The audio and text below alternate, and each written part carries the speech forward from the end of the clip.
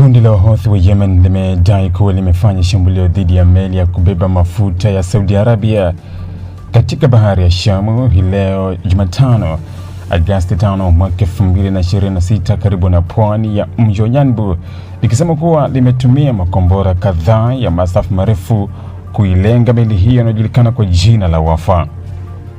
Katika taarifa yake, Ansarullah, ambalo ndilo jina rasmi la kisiasa na kijeshi la Houthi, limesema operesheni hiyo ilifanyika kwa mafanikio na ilikuwa sehemu ya kampeni inayoendelea kulenga usafirishaji wa mafuta na biashara za Saudi Arabia kupitia bahari ya Shamu. Kundi hilo limesisitiza kuwa hatua hiyo ni sehemu ya mkakati wake wa kuongeza shinikizo dhidi ya Saudi Arabia, likidai kuwa operesheni zake zitaendelea hadi pale sababu zinazolifanya kuendelea na mashambulizi hayo zitakapokamilika. Kwa mujibu wa Houthi, meli ya Wafa ililengwa ikiwa katika eneo la bandari karibu na Yanbu, moja ya bandari muhimu zaidi za Saudi Arabia upande wa magharibi mwa nchi hiyo.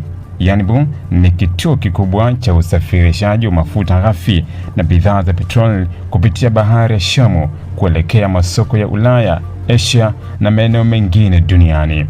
Bandari hiyo pia ina miundombinu mikubwa ya kuhifadhi na kusafirisha mafuta, jambo ambalo linaifanya kuwa eneo lenye umuhimu mkubwa kwa uchumi wa Saudi Arabia. Hata hivyo, hadi sasa mamlaka za Saudi Arabia hazijathibitisha madai hayo wala kutoa taarifa rasmi kuhusu iwapo meli hiyo ilipigwa, kiwango cha uharibifu uliotokea ama kulikuwa na majeruhi.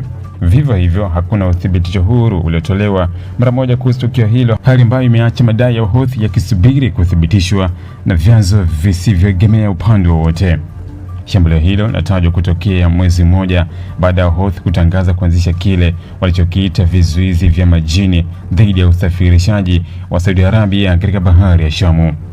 Wakati wa kutangaza hatua hiyo, viongozi wa kundi hilo walisema kuwa meli zinazohusishwa na Saudi Arabia zingekuwa sehemu ya malengo yao, wakieleza kuwa uamuzi huo ulifikiwa kufuatia shambulio dhidi ya uwanja wa ndege wa kimataifa wa Sanaa ambao uko chini ya udhibiti wa Houthi. Katika miezi ya hivi karibuni, Houthi wamekuwa wakiongeza mashambulizi dhidi ya meli katika bahari ya Shamu kwa kutumia makombora ya masafa marefu, makombora ya kuzuia meli pamoja na ndege zisizo na rubani. Kundi hilo limekuwa likidai kuwa operesheni hizo zinalenga kulinda maslahi yake na kujibu mashambulizi dhidi ya maeneo yanayodhibitiwa na wapiganaji wake. Mashambulizi hayo yameongeza hofu kuhusu usalama wa njia muhimu za biashara duniani zinazopita katika bahari ya Shamu. Njia hiyo ni miongoni mwa njia kuu zinazotumika kusafirisha mafuta, gesi na bidhaa nyingine kutoka Mashariki ya Kati kwenda Ulaya, Afrika na Asia. Kutokana na hali hiyo, baadhi ya kampuni za usafirishaji wa baharini zimekuwa zikibadili njia za safari ili kupunguza hatari ya kushambuliwa.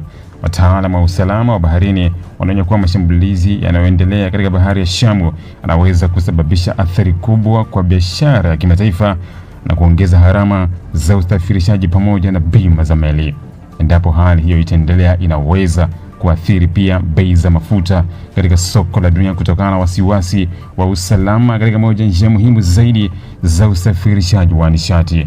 Kwa upande mwingine, ongezeko la mashambulizi dhidi ya meli limeendelea kuzua wasiwasi mkubwa katika jumuiya ya kimataifa, huku mataifa mbalimbali yakisisitiza umuhimu wa kuhakikisha uhuru wa usafiri wa baharini unalindwa.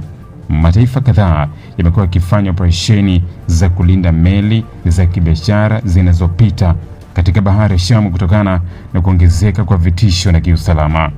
Wachambuzi wa masuala ya Mashariki ya Kati wanaeleza kuwa hatua ya Houthi ya kulenga meli za mafuta za Saudi Arabia inaweza kuongeza zaidi mvutano kati ya pande zote mbili zinazohusika katika mzozo wa Yemen na kuifanya bahari ya Shamu kwa moja ya maeneo yenye hatari kubwa zaidi kwa usafirishaji wa kimataifa.